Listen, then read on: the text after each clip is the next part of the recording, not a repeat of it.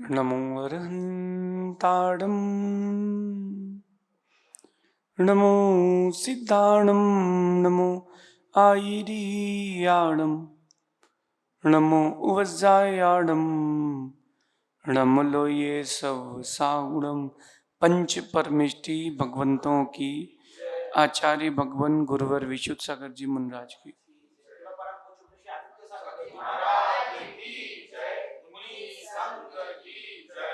यहाँ हम सभी अपने जीवन में सुख की अभिवृद्धि के लिए, गुणों की प्राप्ति के लिए नीति के विषयों का श्रवण कर रहे हैं। नीति हमें चिंताशील ना होकर के चिंतनशील बनना सिखाती है, क्योंकि जो लोग चिंता करते हैं किसी भी काम की, किसी भी काल की, ऐसे लोगों के साथ जीवन में अच्छा कभी नहीं होता। किसी भी काम को पूरा करने के लिए चिंता ना करें, उसका चिंतन करें। जब आपके ऊपर कोई समस्या उपस्थित हो और आप समस्या के बारे में सोचते रहेंगे तो उसका नाम चिंता है, और आप समस्या से हटके समाधान खोजेंगे तो उसका नाम चिंतन है। आज की नीति कह रही है कि चिंता को विदा करें और चिंतन को स्थान दें। चिंता ना करके चिंतनशील कैसे बने? तो चिंतनशील बनने के लिए नीतिकार कहते हैं कि आपको चिंतन का विषय बनाना पड़ेगा। हर व्यक्ति को और वस्तु को कैसे बनाएंगे? माना कि जैसे मेरे हाथ में घड़ी है, अब इस घड़ी को देख लो, इसमें चिंतन कर सकते हैं कि तीनों कांटे अलग अलग हैं, कोई छोटे कोई बड़े, कोई दुबले कोई मोटे, लेकिन एक दूसरे से जुड़े हैं। एक भी कांटा खराब हो गया तो घड़ी बंद हो जाएगी। ऐसी परिवार में हम सब एक दूसरे से जुड़े हैं, समाज में अगर एक भी कांटा खराब होता है तो चेन ब्रेक हो जाएगी। चिंतन कर सकते कि नहीं इस पर? घड़ी पर चिंतन कर सकते हो आप कि कभी कांटा कहीं है तो कभी कांटा कहीं है। 12 वाला कांटा 6 पर भी आता है, 6 वाला 12 पर पहुंच जाता है। सबके दिन एक से नहीं होते, तो आप घड़ी पर चिंतन कर सकते हो। ऐसे दुनिया की जितनी भी वस्तुएं हैं, रास्ते में पड़ा कचरा भी क्यों ना हो, रास्ते में पड़ा कचरा भी क्यों ना हो, आप उस पर भी चिंतन कर सकते हो। हर चीज पर चिंतन कर सकते हो।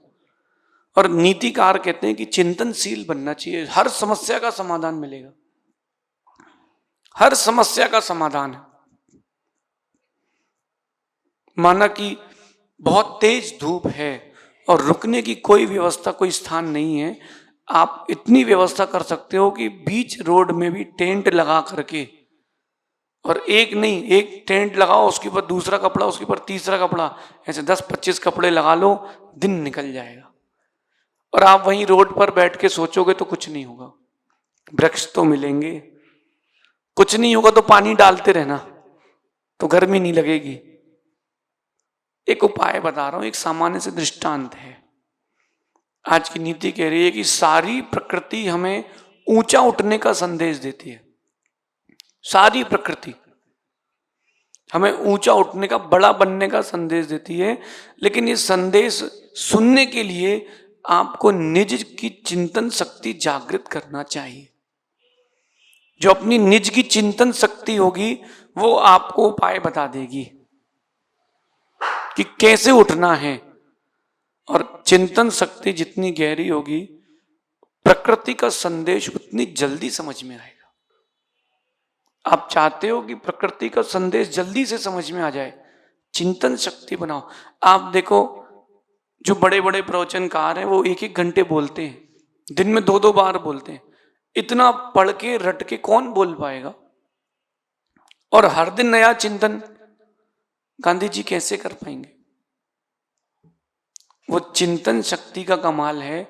ऐसा कहते हैं कि आपके घर में भी पानी होता है, वो एक ऊपर ब्लैक कलर की सिंटेक्स की टंकी होती है उसमें, और एक जगह पानी होता है नीचे कुएं में, बोरिंग में। दोनों जगह पानी होता है, खाली कहाँ का होता है? ऊपर की टंकी का खाली होता है क्योंकि वो लिमिटेड है, उसमें भरा गया है। लेकिन कुआं या बोरिंग खाली नहीं होती क्योंकि वो भरा नहीं गया, उसमें आता है। तो चिंतन जो है अपने आपने दिमाग के अंदर एक झिर होती है पानी की तरह, वो नया नया चिंतन ला करके देती है। इसलिए चिंतन शक्ति बढ़ाएं, और इसी चिंतन शक्ति से उत्साह शक्ति बढ़ती है, और उत्साह शक्ति बढ़ने से जीवन के सारे काम आनंदमय होते हैं। जितनी गहरी चिंतन शक्ति होगी उतनी जल्दी आप प्रकृति का संदेश समझ सकते हैं।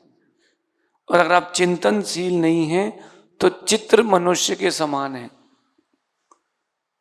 कुछ पता ही नहीं है। आपकी भाषा में कहते हैं कुछ संपत्ति नहीं सूझती उसको। बैठा है, उसको बोलना है नैपकिन उठा लो, उठा के बैठ जाएगा। उठाई क्यों है? गर्मी लग रही, हवा करना, उसको समझ में नहीं आएगा। एक छोटी सी बात बोलता हूं कि वृक्ष के कांटे हमें संभल कर चलना सिखाते हैं और घड़ी के कांटे हमें समय पर चलना सिखाते हैं। ये प्रकृति का संदेश है। जो वृक्ष के कांटे वो हमें संभल संभल कर चलना सिखाते हैं। कहीं किसी पेड़ के नीचे कांटे पड़े हो तो कितना धीरे धीरे संभल संभल के पीछे से यूं हिला हिला के चलते हैं, कहीं कांटा ना लग जाए। और घड़ी के कांटे हमें समय पर चलना सिखाते हैं। कांटे दोनों हैं। चिंतन की शक्ति है।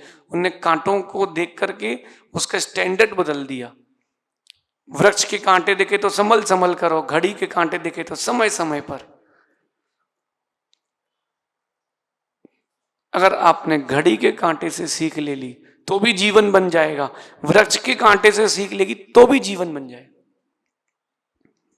ये आपके चिंतन का काम है कि इतने ऊंचे मत बन जाना कि खारे हो जाओ, कि इतने ऊंचे मत बन जाना कि खारे हो जाओ। हम तो नदी बनना पसंद नहीं करते क्योंकि समुद्र से मिलके खारा होना पड़ेगा। इतना बड़ा बन के क्या करेंगे? हम तो भैया झरने ही ठीक हैं, तालाब ही ठीक हैं, कम से कम छोटे हैं, मीठे तो हैं। ये प्रकृति से आप संदेश ले सकते हो? नहीं ले सकते। गाय अच्छी है, कहीं की भी घास खा ले, सूखी या हरी, खा ले रोटी चाहे फल, देती दूध ही है। हम भी ऐसे ही बने कि रहें सबके साथ, घूमे सबके साथ, लेकिन अपने मुख से दुग्ध की तरह मधुर वाणी ही कहें। ये आपके चिंतन के लिए विषय दे रहा हूं। रोटी बनाते भी आप चिंतन कर सकते हो कि बिखरा हुआ आटा तो कौन खा पाएगा, और पानी मिल जाए उससे तो पेट भर जाएगा। नहीं भर जाएगा। ये अपनी चिंतन शक्ति बढ़ाने के लिए आप सोचें, कुछ भी जो दिमाग में आए वो सोचें। प्रारंभ अवस्था में हो सकता है कि सुंदर चिंतन ना बने, नहीं बनने दो, फिर बाद में बनेगा। करत करत अभ्यास के जड़मती होत सुजान, और रस्सी आवत जात से सिल पर पड़त निशान। ये अपने अंदर होना चाहिए विज्ञान। और अपन तो भारतीय हैं, और भारतीय लोगों से ज्यादा चिंतनशील कौन होगा? इसलिए अपने जीवन में चिंतनशील बनने के लिए आज की नीति जरूर अपनाना। अगर आप चिंतनशील रहे, अंतिम समय का जो आयु का समय आएगा उसमें भी आप मुस्कुराते रहोगे, क्योंकि चिंतनशील है। टंकी का पानी तो खराब हो जाएगा, कुएं का पानी हमेशा मधुर रहेगा। ऐसा विचार करना। शेष अपन आगे देखते हैं। भगवान महावीर स्वामी की